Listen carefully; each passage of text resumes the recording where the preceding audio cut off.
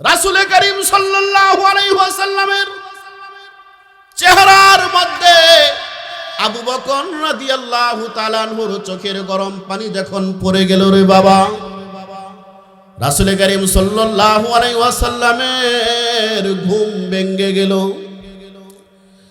সজাগ পায়ে দেখে আবু বকর কান্না করতেছে।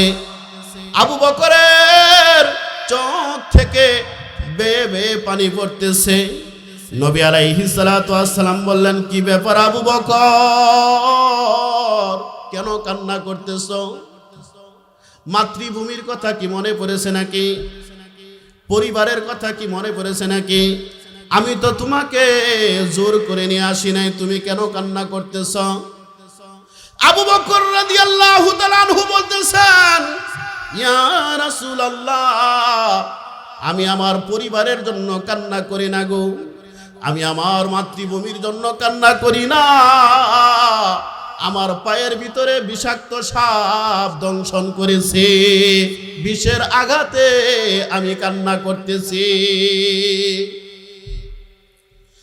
রাসূল করিম সাল্লাল্লাহু আলাইহি ওয়াসাল্লাম সাথে সাথে তার জবান মুবারক থেকে একটু লালা মুবারক নিয়ে আবু বকরের পায়ের ভিতরে লাগায় দেয়।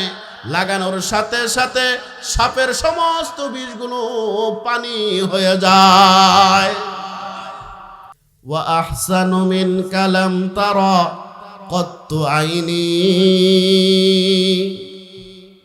ওয়া আহসানু মিন কালাম তারা কত্তু আইনি, ওয়া আজমালু মিন কালাম তালিদিন নিসা। খুলিকতা মুবাররাআম মিন কুল্লি আইবিন কাআন্নাকা কদ খুলিকতা কামা তাশা। হযরত হাসান বিন সাবিত রাদিয়াল্লাহু তাআলা আনহু রাসূল করিম সাল্লাল্লাহু আলাইহি ওয়াসাল্লামের সৌন্দর্যের বর্ণনা লিখতেছেন কবিতার মাধ্যমে। তিনি কবিতার মধ্যে লিখতেছেন, ওয়া আহসানু মিন কালাম তারা কত্তু আইনি। ও নবী, আল্লাহ রাব্বুল আলামিন আপনাকে এত সুন্দর কইরা বানাইছে, আপনার থেকে অতি সুন্দর দুনিয়ার কোন মানুষ তার চোখে দেখে নাই। সুবহানাল্লাহ। আপনাকে আল্লাহ রাব্বুল আলামিন এই পরিমাণ সৌন্দর্য দিয়া বানাইছে, আপনার থেকে অধিক সুন্দর চেহারার মানুষ দুনিয়ার কোন মানুষ আর দেখে নাই। ওয়া আজমালু মিন কালাম তালিদিন নিসা। হাসান বিন সাবিত লেখে, ও নবী, আল্লাহ রাব্বুল আলামিন আপনাকে এত সুন্দর কইরা বানাইছে, আপনার মতো এত সুন্দর কোন মানুষ, কোন বাচ্চা দুনিয়ার কোন মহিলা প্রসব করে নাই। দুনিয়ার কোন মহিলা আপনার মতো এত সুন্দর মানুষ, এত সুন্দর বাচ্চা প্রসব করে নাই দুনিয়াতে। সুবহানাল্লাহ বলেন। খুলিকতা মুবাররাআম মিন কুল্লি আইবিন। ও নবী, আপনি তো সৃজিত হয়েছেন মুবাররাআম মিন কুল্লি আইবিন, সব ধরনের দোষ ত্রুটি থেকে মুক্ত অবস্থায়। আপনার ভিতরে কোনো দোষ নাই, আপনার ভিতরে কোনো ত্রুটি নাই। দেখবেন যখন এলাকার মধ্যে কারো বাচ্চা হয়, তখন প্রতিবেশী মহিলারা দেখতে আসে, বাচ্চাটা আসে কি আসে না, আয়সা বলে, যাহারে বাচ্চারা তো চেহারা সুন্দরী দেখা যায়, নাকটা জানি একটু কেমন হয়েছে। বলে কি বলে না, নাকটা যদি আরেকটু এরকম উঁচা থাকতো আরো সুন্দর হইতো। বলে বাচ্চারা তো ভালোই দেখা যায়, চোখ দুইটা যেন কেমন দেখা যায়, চোখ দুইটা ভালো দেখা যায় না। সবই ঠিক আছে, মুখের গঠনটা যেন কেমন দেখা যায়। সবই ঠিক আছে, হাত পা যেন কেমন দেখা যায়, বলে কি বলে না? তো সাহাবী বলেন, ওগো নবী, খুলিকতা মুবাররাআম মিন কুল্লি আইবিন, আপনি তো সব ধরনের ত্রুটি দোষ থেকে মুক্ত হইয়া আপনি পৃথিবীতে সৃজিত হয়েছেন, আপনার ভিতরে কোনো দোষ নাই।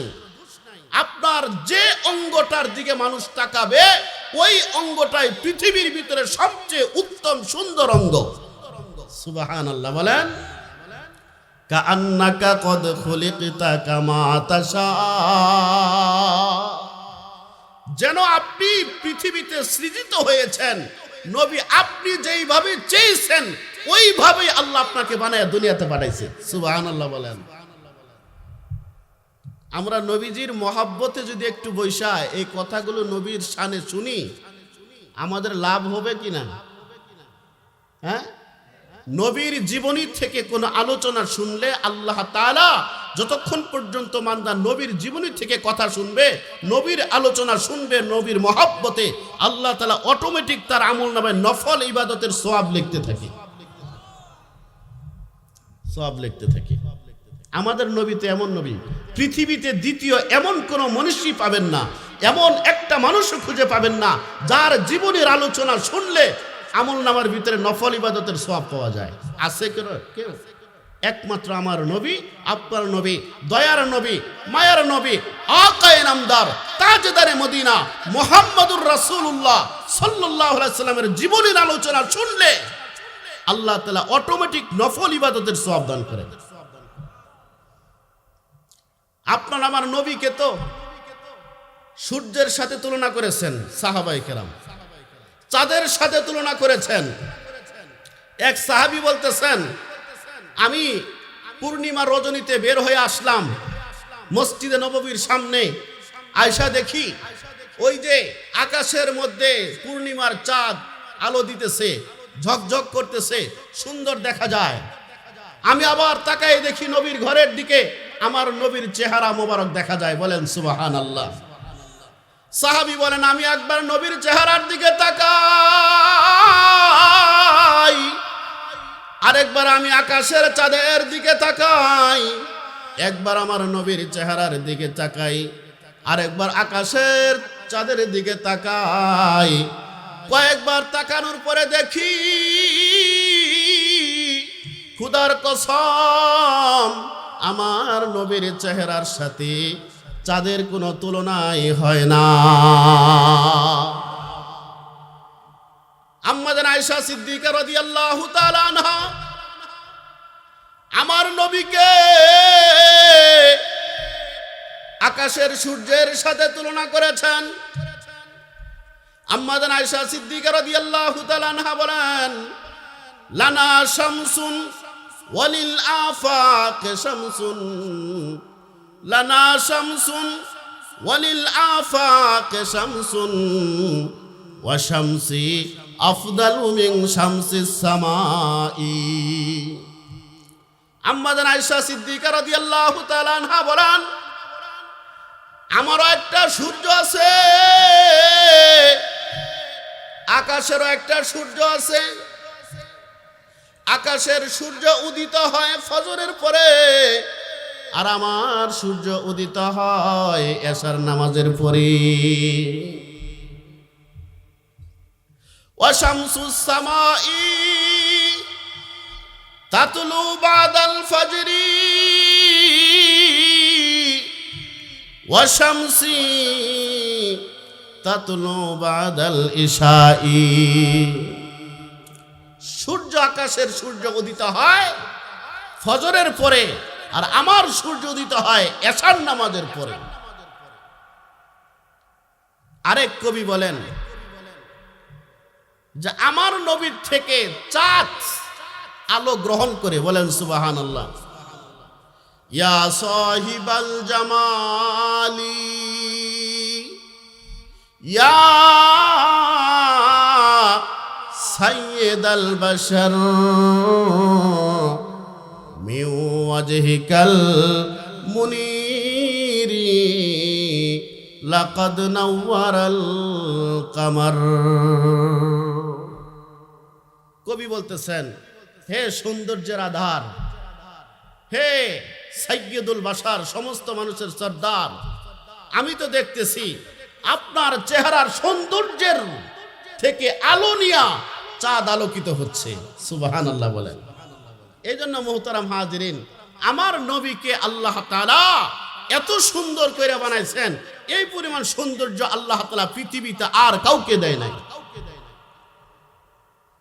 আপনারা জানেন ইউসুফ আলাইহিস সালাম অনেক সৌন্দর্যের অধিকারী ছিলেন, ছিলেন কিনা? ইউসুফ নবী অনেক সুন্দর ছিলেন। পুরা সৌন্দর্যকে দুই ভাগ করে এক ভাগ আল্লাহ তাআলা ইউসুফ নবীকে একা দিয়েছেন, আর এক ভাগ আল্লাহ তাআলা পৃথিবীর সমস্ত মানুষ, সমস্ত মাখলুকাতের মধ্যে বন্টন করে দিয়েছেন। সুবহানাল্লাহ বলেন।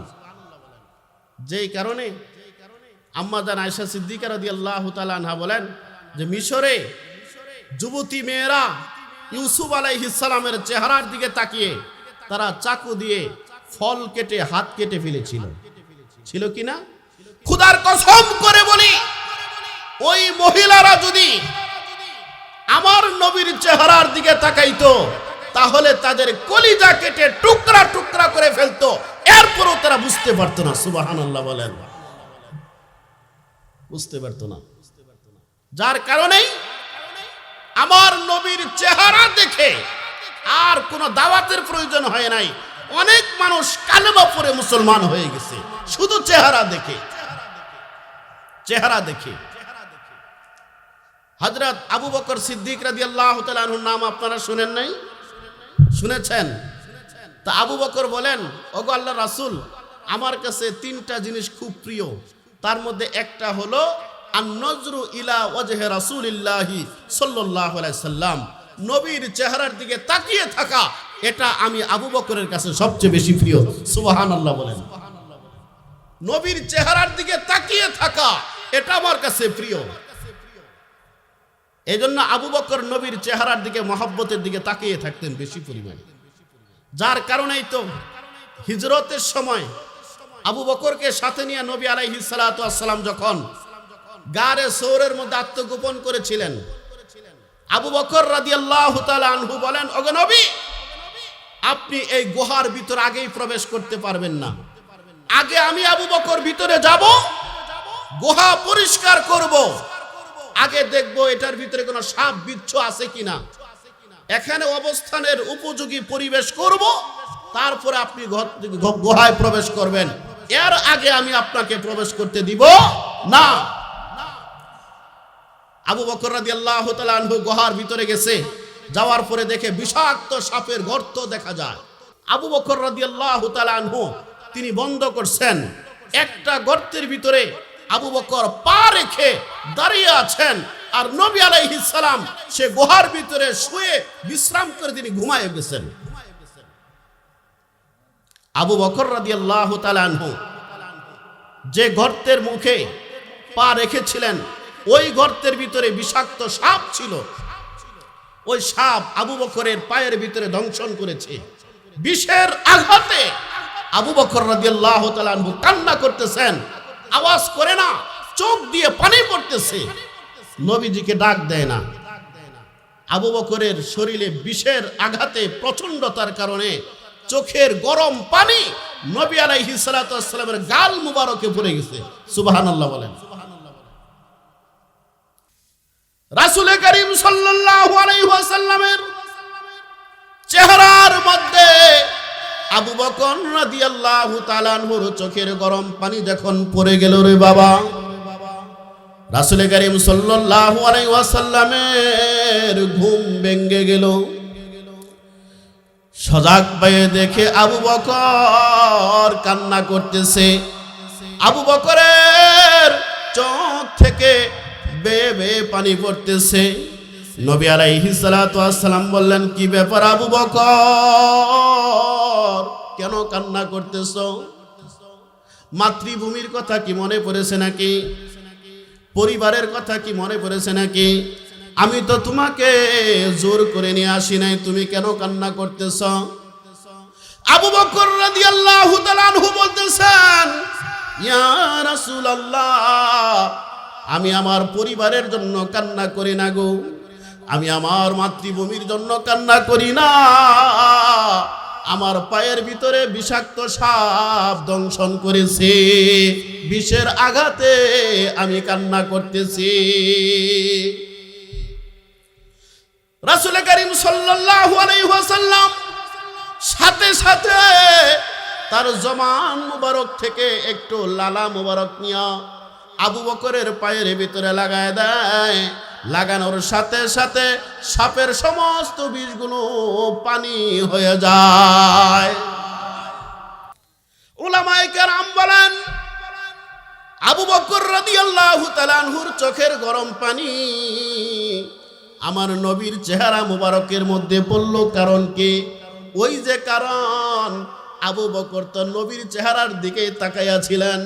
এই জন্য আবু বকরের কাছে যেহেতু নবীর চেহারার দিকে তাকানোটা বেশি পছন্দ ছিল, ওই গারে সৌরের মধ্যে দাঁড়াইয়া আবু বকর নবীর চেহারা মুবারকের মধ্যে তাকাইয়াছিলেন। এই জন্য তার চোখের গরম পানি নবীর চেহারা মুবারকের মধ্যে পড়েছে। আল্লাহু আকবার বলেন। মুহতারাম হাজিরিন, মানুষ মানুষকে ভালোবাসে সৌন্দর্যের কারণে। আমার নবীর ভিতরে সৌন্দর্যটা পুরাপুরি ছিল। হযরত ইউসুফ আলাইহিস সালাতু ওয়াস সালামকে আল্লাহ অর্ধেক সৌন্দর্য দিয়েছিলেন। তাই বলে কি আমার নবীর থেকে বেশি সৌন্দর্য ছিলেন নাকি? কয় না না না, আমার নবীর থেকে ইউসুফ নবী বেশি সুন্দর ছিলেন না। আমার নবীকে আসমান জমিন পৃথিবী সৃষ্টি করার আগে আল্লাহ তাআলা আমার নবীকে সৃষ্টি করেছিলেন। আউয়ালু মা খালাকাল্লাহু মিন নূরি।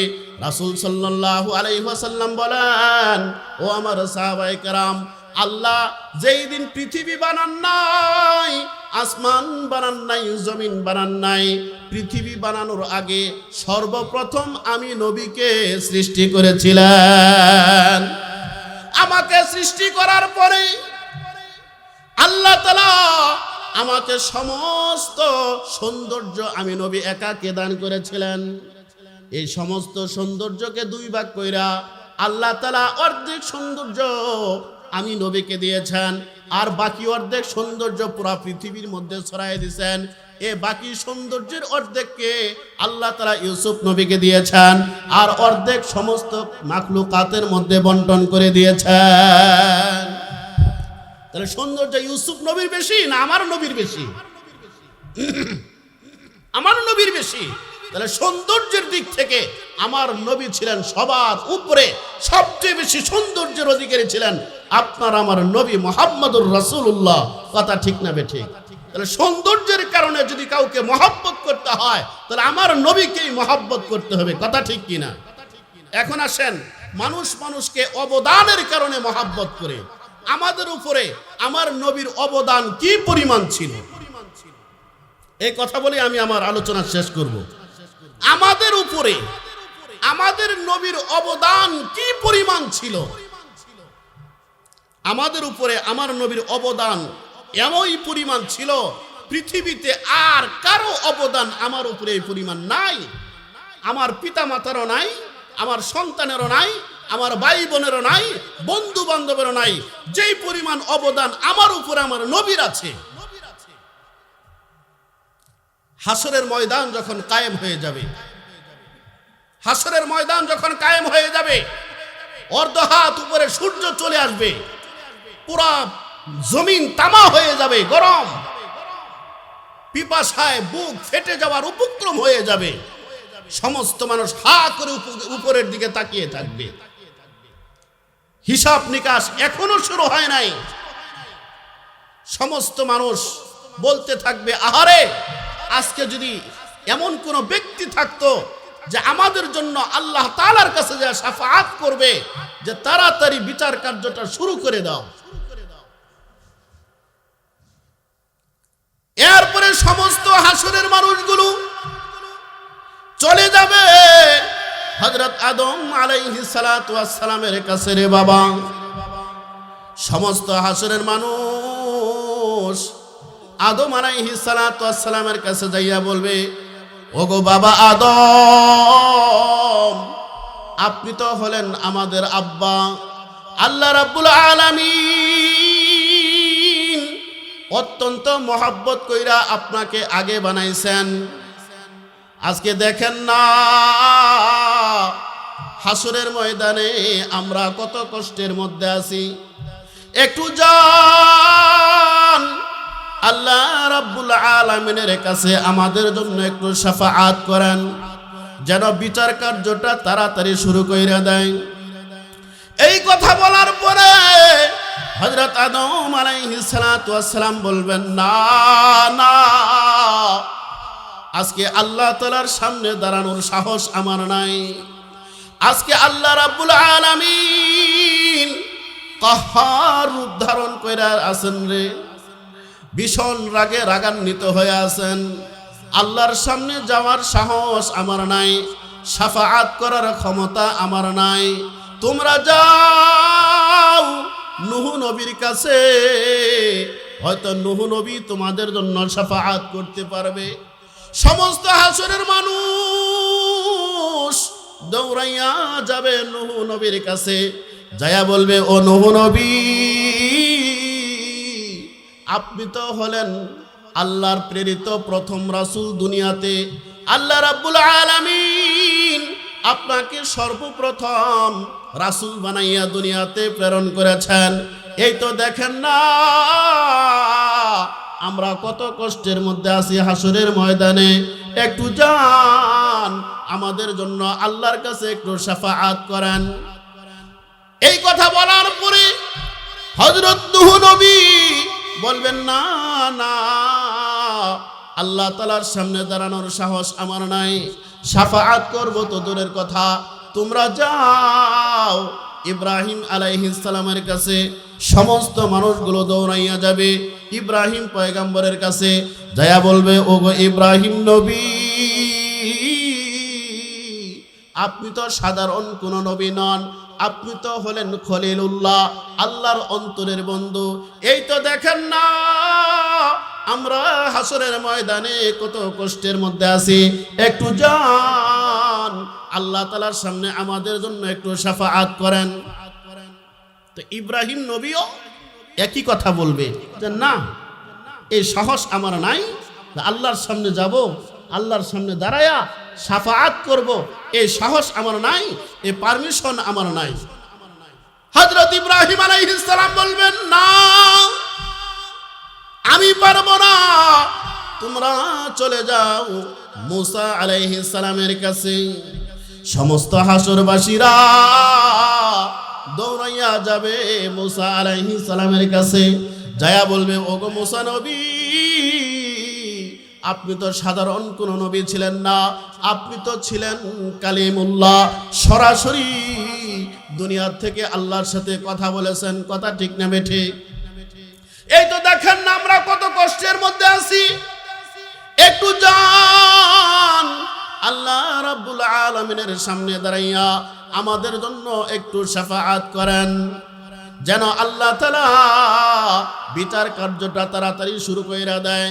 হযরত মুসা নবীও একই কথা বলবেন, আমার সাহস নাই, আমি যাইতে পারবো না, তোমরা চলে যাও ঈসা পয়গম্বরের কাছে।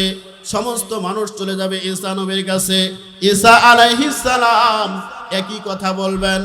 ঈসা নবী বলবেন, তোমরা যাও আখিরি পয়গম্বর মুহাম্মদের কাছে। সুবহানাল্লাহ বলেন। সমস্ত হাসরের মানুষগুলো সর্বশেষ চলে যাবে আপনার আমার নবী, দয়ার নবী, মায়ার নবী, আকায়ে নামদার, তাজদারে মদিনা, মুহাম্মাদুর রাসূলুল্লাহ সাল্লাল্লাহু আলাইহি ওয়াসাল্লামের কাছে। সমস্ত মানুষগুলো যখন আখিরি পয়গম্বরের কাছে যাবে, আপনার আমার নবী এক মুহূর্ত দেরি করবেন না, দৌড়াইয়া চলে যাবেন আল্লাহ রাব্বুল আলামিনের কাছে। যায়া আল্লাহ তাআলার সামনে সিজদায় পড়ে যাবেন। বলেন আল্লাহু আকবার। সিজদায় পড়ে আপনার আমার জন্য আমার নবী এমন ভাবে কান্না করবে এবং আল্লাহ তাআলার এই পরিমাণ প্রশংসা করবে। আমার নবী বলেন, ও আমার সাহাবায়ে কেরাম, সেই দিন আমি আল্লাহর কুদরতি পায়ে সেজদায় পড়ে আমি আল্লাহর এই পরিমাণ প্রশংসা করব, জিন্দেগিতে এমন প্রশংসা আর কখনো করি নাই, করতেও পারবো না। সেই দিন আল্লাহর এমন প্রশংসা করব,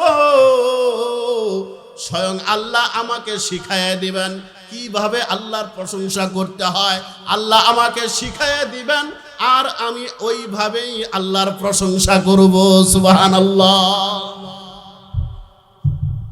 কোন মন্ত্রণালয়ে এমপি মন্ত্রীর কাছে যদি অনুদানের জন্য আবেদন করা হয়, দরখাস্ত লেখা হয়, তাহলে যে কেউ যে কোনো কাগজে লিখে দিলে কি সেটা গ্রহণযোগ্য হয়? কথা বলেন। সাদা কাগজে লিখে দিলে কি সেটা গ্রহণযোগ্য হবে? না। মন্ত্রণালয় থেকে, ওই অফিস থেকে দরখাস্ত বানানো থাকে, লেখা থাকে, সেটা ফিল আপ করে তারপরে জমা দিতে হয়, এরপরে সেটা গ্রহণযোগ্য হয়। কথা ঠিক না বেটে? তো সেই দিন হাসরের ময়দানে আমার আপনার নবী যখন আল্লাহর কুদরতি পায়ে সেজদায় পড়ে কাঁদতে থাকবেন, তখন আল্লাহর প্রশংসা কিভাবে করতে হবে এ প্রশংসার বাণী ভাষাগুলো স্বয়ং আল্লাহ আমার নবীকে শিখাইয়ে দিবেন। বলেন সুবহানাল্লাহ। এত প্রশংসা করবেন আমার নবী আল্লাহ তাআলার। এই প্রশংসার কারণে আল্লাহ তাআলার সেই শক্ত দিল, মনের রাগ সব দূরীভূত হয়ে আল্লাহর দিলটা একদম নরম হয়ে যাবে। বলেন সুবহানাল্লাহ। নরম হয়ে যাবে। সেই দিন আপনার আমার নবী শুধু আমাদের জন্য শাফাআত করবেন না, উম্মতে মুহাম্মাদের জন্য শাফাআত করবেন না, বরং কিয়ামত পর্যন্ত আনেওয়ালা আদম নবী থেকে সমস্ত নবীর উম্মতের জন্য আপনার আমার নবী সেই দিন শাফাআত করবেন। সুবহানাল্লাহ। তো অবদান কম না বেশি আমার নবীর? সমস্ত নবীরা হাসরের ময়দানে নাফসি নাফসি বলতে থাকবে। আদম নবী বলবেন আমি আল্লাহর সামনে যাওয়ার সাহস আমার নাই। নূহ নবী বলবেন পারবো না। ইব্রাহিম নবী বলেন পারবো না। মুসা নবী বলেন পারবো না। ঈসা নবী বলেন পারবো না। আপনার আমার নবী উম্মতি উম্মতি বলে আল্লাহর সামনে সিজদায় পড়ে কাঁদতে থাকবেন। সুবহানাল্লাহ বলেন। একবার সাহাবায়ে কেরাম নবী আলাইহিস সালাতু ওয়াস সালামকে বললেন, ওগো আল্লাহর রাসূল, হাসরের ময়দান যখন কায়েম হয়ে যাবে, কোটি কোটি মানুষ তো হাসরের ময়দানে থাকবে, একবার আদম আলাইহিস সালাম থেকে নিয়ে কিয়ামত পর্যন্ত আনেওয়ালা সমস্ত মানুষ তো হাসরের ময়দানে জমা থাকবে। সেই বিপদের মুহূর্তে আমরা আপনাকে কোথায় তালাশ করে পাবো? এত কোটি কোটি মানুষের মধ্যে আমরা কোথায় পাবো আপনাকে? তখন তো মোবাইল থাকবে না। আজ থেকে 20 বছর আগে আপনাদের বোয়াপুর হাটের দিন যদি কোনো মানুষ যাইতো আর বলতো যে আমার সাথে বাজারে দেখা কইরো, পুরা বাজারের মধ্যে একজন মানুষকে খুঁজে বের করা অনেক কঠিন ছিল। কথা ঠিক না বেঠিক? তালাশ করা যাইতো? এখনো তো কঠিন, মোবাইলের কারণে একটু সহজ হয়েছে। কথা ঠিক না? আর যদি বলে যে আমার সাথে বাজারে দেখা করবা, প্রথমে ওই বাস স্ট্যান্ড যেখানে আছে, বাস দাঁড়ানো থাকে, সেখানে যাওয়া। ওইখানে যদি না পাও তাহলে এই বোয়াপুরের কেন্দ্রীয় মসজিদ, বড় মসজিদ, সেখানে যাবে। ওইখানে গেলে আমাকে তালাশ করতে পারবে। আর যদি সেখানেও না পাও তাহলে বোয়াপুরের যে কলেজ আছে, কলেজের সামনে আমাকে তালাশ করবে। এরকম ভাবে যদি জায়গা নির্ধারণ করে দেয় তাহলে খুঁজে বের করা সহজ। কথা ঠিক কিনা? তো সাহাবায়ে কেরাম আমার নবীকে বললেন, আমরা আপনাকে কোথায় খুঁজে পাবো বিপদের সময় হাসরের ময়দানে? তখন নবী আলাইহিস সালাতু ওয়াস সালাম বলেন, ও আমার সাহাবায়ে কেরাম, হাসরের ময়দান যখন কায়েম হয়ে যাবে, সেই দিন তোমরা আমাকে 3 জায়গায় তালাশ করবা। সর্বপ্রথম আমাকে তোমরা তালাশ করবা হাউজে কাউসারের সামনে। আল্লাহু আকবার বলেন। আমি আমার উম্মতকে হাউজে কাউসারের পানি পান করানোর জন্য আমি আগে যাইয়া হাউজে কাউসারের সামনে দাঁড়ায়া অপেক্ষা করতে থাকবো। এজন্য সর্বপ্রথম আমাকে তালাশ করবা হাউজে কাউসারের সামনে।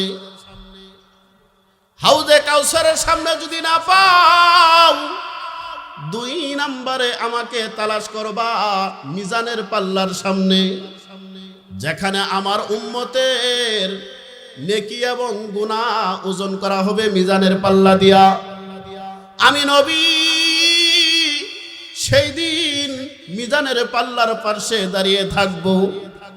আমার কোন গুনাহগার উম্মতের গুনাহের পাল্লাটা যদি ভারী হয়ে যায়, আমি নবী সেই দিন শাফাআত করে আমার গুনাহগার উম্মতের গুনার পাল্লাটা হালকা করার ব্যবস্থা করে দেব। আল্লাহু আকবার। রাসূল কারীম সাল্লাল্লাহু আলাইহি ওয়াসাল্লাম বলেন, হাসরের ময়দানে সর্বপ্রথম আমাকে তালাশ করবা হাউজে কাউসারের সামনে। হাউজে কাউসারের সামনে যদি না পাও, 2 নম্বরে চলে যাইবা মিজানের পাল্লার পাশে। মিজানের পাল্লার পাশে যদি না পাও, 3 নম্বরে চলে যাইবা পুলসিরাতের সামনে। আমার গুনাহগার উম্মত গুনাহের কারণে যদি পুলসিরাত পার না হইতে পারে, আমি নবী শাফাআত করে আমার সেই গুনাহগার উম্মতটাকে পুলসিরাত পার করার ব্যবস্থা করে দেব। সুবহানাল্লাহ বলেন। এই জন্য নবী বলেন আমাকে 3 জায়গায় তালাশ করবা। 1 নম্বরে হাউজে কাউসারের সামনে এবং 2 নম্বরে মিজানের পাল্লার সামনে, 3 নম্বরে পুলসিরাতের সামনে আমাকে তালাশ করবা। এই 3 জায়গার যে কোনো জায়গাতে আমি অবশ্যই থাকবো। সুবহানাল্লাহ বলেন। আহারে, আমাদের নবী ছাড়া পূর্ববর্তী একটা নবীকেও এই 3 জায়গায় তালাশ করে পাওয়া যাবে না। একমাত্র আপনার আমার নবী আপনার আমার দরদে দরদি হইয়া আপনার আমার মুক্তির জন্য হাসরের ময়দানে দৌড়াইতে থাকবেন। জান্নাতীদের জন্য জান্নাতের ফয়সালা হয়ে গেছে। সমস্ত নবী এবং জান্নাতীরা জান্নাতের দরজার সামনে যায়া ভিড় জমাবে জান্নাতে প্রবেশ করার জন্য। কিন্তু জান্নাতের দারোয়ান জান্নাতের দরজা তো খুলে না রে বাবা। নবীগণ বলবেন, কি ব্যাপার, জান্নাতের গেট খুলেন না কেন? আমাদের জন্য তো জান্নাতে প্রবেশ করার পারমিশন হয়ে গেছে, জান্নাতের দরজা কেন খুলেন না? জান্নাতের দারোয়ান বলবে, যতক্ষণ পর্যন্ত আখিরি পয়গম্বর মুহাম্মদ জান্নাতে প্রবেশ না করবে, ততক্ষণ পর্যন্ত একটা নবীও মানুষও জান্নাতে প্রবেশ করতে পারবে না। সমস্ত নবী এবং রাসূল তাকাইবে, আখিরি পয়গম্বর কোথায়? তাকায়া দেখবে আপনার আমার নবী উম্মতি উম্মতি বলে পুরা হাসরের ময়দানে দৌড়াইতেছে রে বাবা। একটা বাচ্চাওয়ালা মুরগি যেমন একটা বাজ পাখি যখন বাচ্চাটাকে সু মেরে নিয়ে যাইতে চায়, সে বাচ্চাটাকে বাঁচানোর জন্য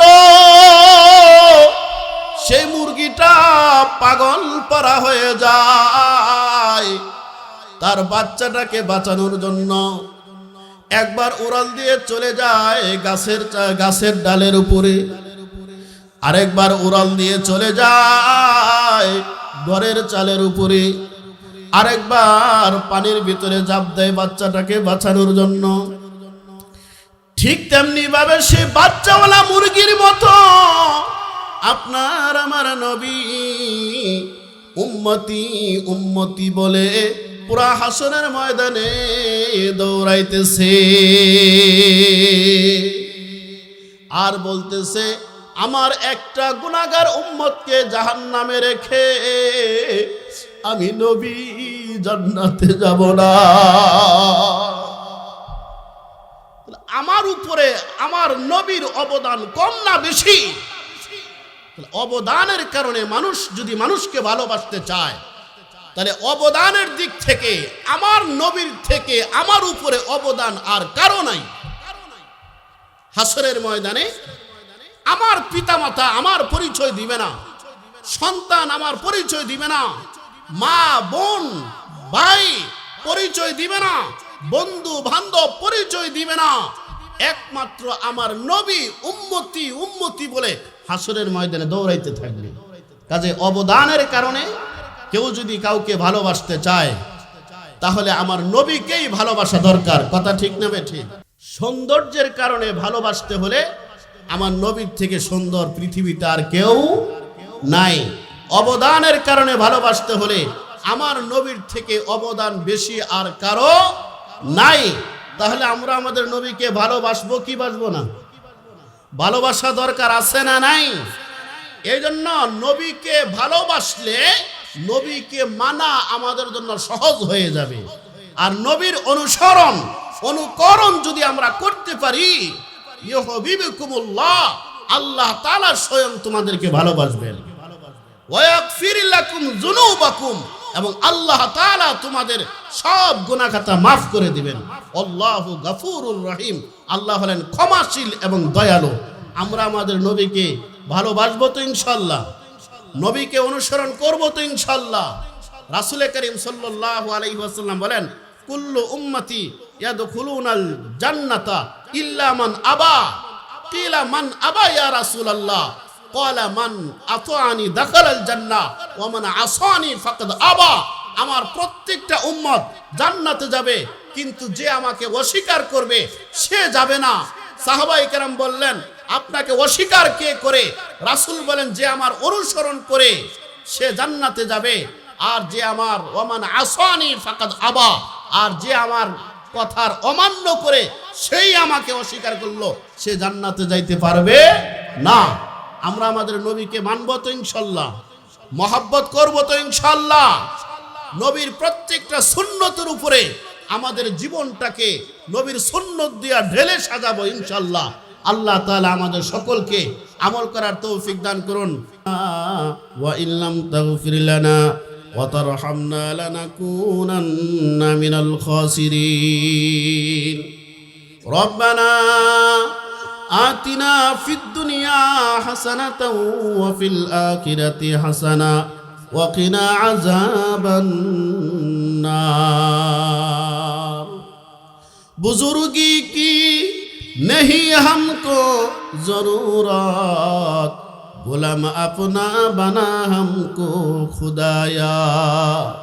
बता हमको तेरे राह किस तरफ है, बता हमको तेरे राह किस तरफ है, तेरे राह पर चला हमको खुदाया। हर तमन्ना दिल से रुखसत हो गई, अब तो आजा अब तो खलवत हो गई, अब तो आजा अब तो खलवत हो गई। या मौला करीम তাকায়া দেখো,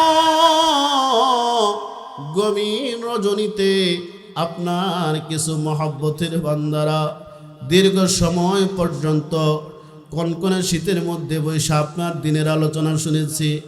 ওগো আল্লাহ, আপনি তো জানেন তারা কি চায়, আপনি তাদের চাওয়াগুলাকে আপনি পূরণ করে দেন মাওলা। ইয়া আল্লাহ, আপনি আমাদের তামাম গুনাহ খাতা মাফ করে দিন আল্লাহ। ইয়া আল্লাহ, জীবনে অনেক গুনাহ করেছি মাওলা। ইয়া আল্লাহ, গুনাহ করতে করতে গুনাহের পাহাড় হয়ে গেছে মাওলা। এমন কোনো গুনাহ নাই যে করি নাই মাওলা। জানা অজানা, শিরকি বিদআতি, ইচ্ছাকৃত অনিচ্ছাকৃত, সগীরা কবিরা, জাহিরি বাতিনি সব ধরনের গুনাহ করেছি গো মাওলা। মেহেরবানি করে আমাদের তামাম গুনাহ খাতা মাফ করে দিন মাওলা। ইয়া আল্লাহ, গুনাহ করতে করতে গুনাহের পাহাড় হয়ে গেছে মাওলা। ইয়া আল্লাহ, গুনার দিকে তাকাইলে আপনার মাগফিরাতের আশা করতে পারি না মাওলা। এরপরেও তো আপনি ছাড়া আর কেউ ক্ষমাকারী নাই মাওলা। ওগো আল্লাহ,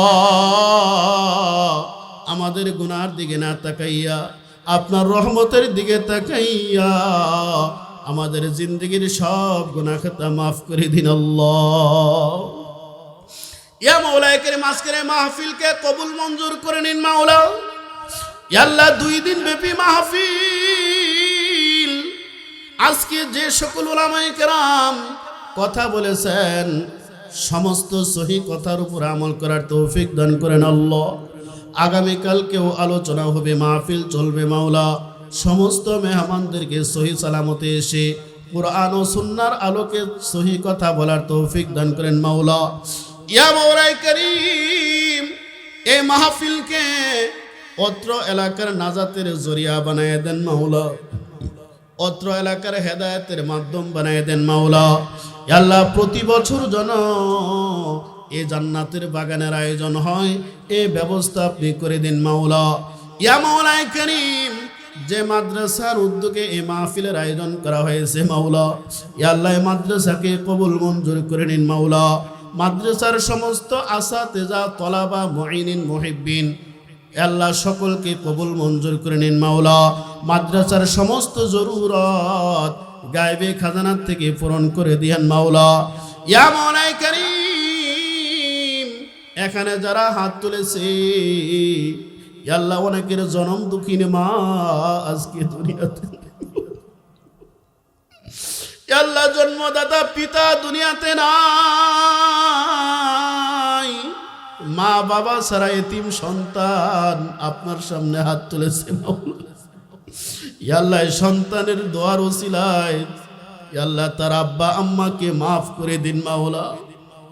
তার আব্বা আম্মার কবরকে জান্নাতের বাগান বানিয়ে দিন মাওলা। ইয়া আল্লাহ, পরকালে শান্তির ফয়সালা করে দিন মাওলা।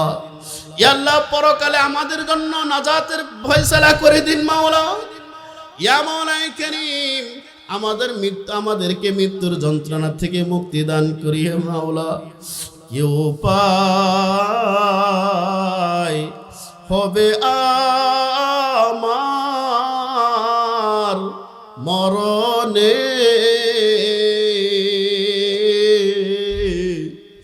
কি যে উপায় হবে আমার কবরে।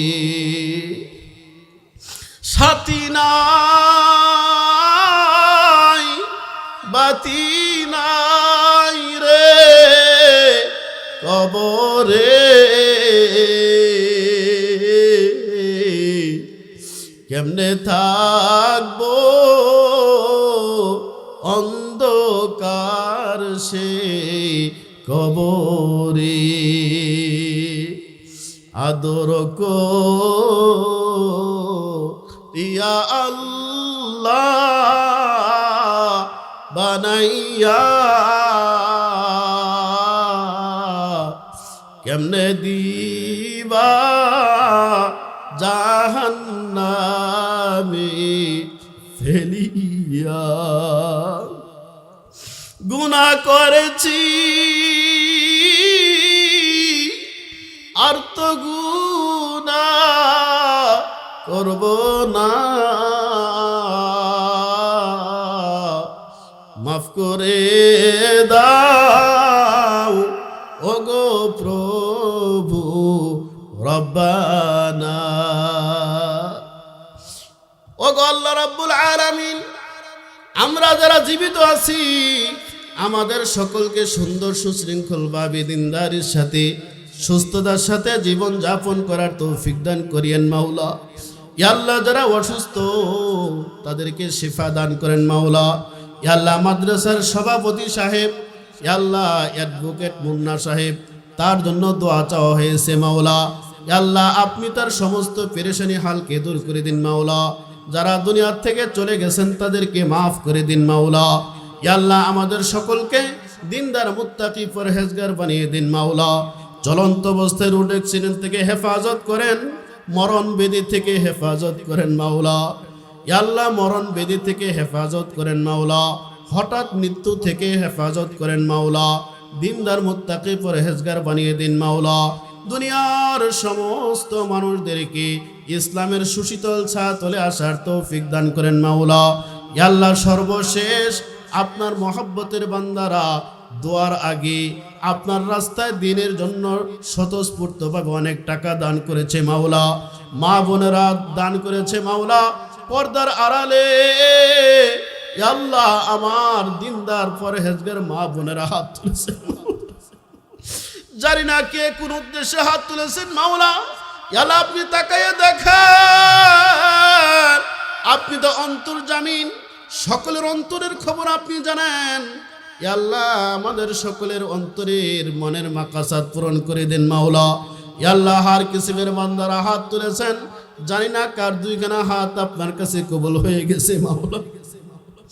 পাকা দাড়িওয়ালা মুরব্বীরা হাত তুলেছেন। ইয়া আল্লাহ, আপনি তো বলেছেন পাকা দাড়িওয়ালা বান্দারা যখন আমার দরবারে হাত তুলে গো, তখন আমি ওই পাকা দাড়িওয়ালার হাত খালি হাতে ফিরাইয়া দিতে আমি আল্লাহ লজ্জা পাই। সেই গভীর রজনীতে পাকা দাড়িওয়ালা মুরব্বীদেরকে নিয়ে হাত তুলেছি। সে পাকা দাড়িওয়ালা মুরব্বীদের উসিলায় মাসুম বাচ্চাদেরকে নিয়ে হাত তুলেছি মাওলা। ইয়া আল্লাহ, উলামায়ে কেরামদেরকে নিয়ে হাত তুলেছি মাওলা। যার হাত কানা পছন্দ হয় তার হাতের উসিলা করে আমাদের সকলের দোয়া দরখাস্ত কবুল আর মঞ্জুর করে নিন মাওলা। রব্বানা তাকাব্বাল মিন্না ইন্নাকা আনতাস সামিউল আলিম ওয়া তুব আলাইনা ইন্নাকা আনতাত তাওয়াবুর রহিম। সুবহান রাব্বিকা রাব্বিল ইজ্জাতি আম্মা ইয়াসিফুন ওয়া সালামুন আলাল মুরসালিন ওয়ালহামদুলিল্লাহি রাব্বিল আলামিন।